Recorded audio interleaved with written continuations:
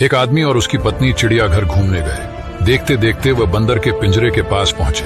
वहां उन्होंने देखा कि एक बंदर अपनी मादा के साथ बड़े जोश से खेल रहा था। ये देखकर पत्नी ने अपने पति से कहा, देखो कितना रोमांटिक जानवर है, अपनी मादा के साथ कितने प्यार से खेल रहा है। तब पति चुप रहा।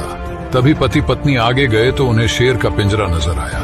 वहां उन्होंने देखा कि शेर और शेरनी दूर दूर बड़े आराम से बैठे थे।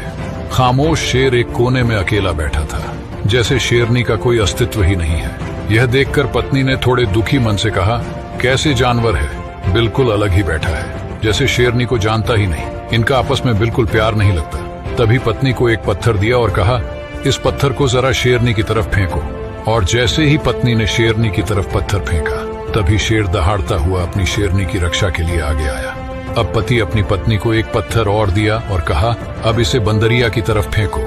जैसे ही पत्नी ने पत्थर फेंका, वह बंदर अपनी मादा को छोड़कर खुद की जान बचाने के लिए तुरंत पेड़ पर चढ़ गया था।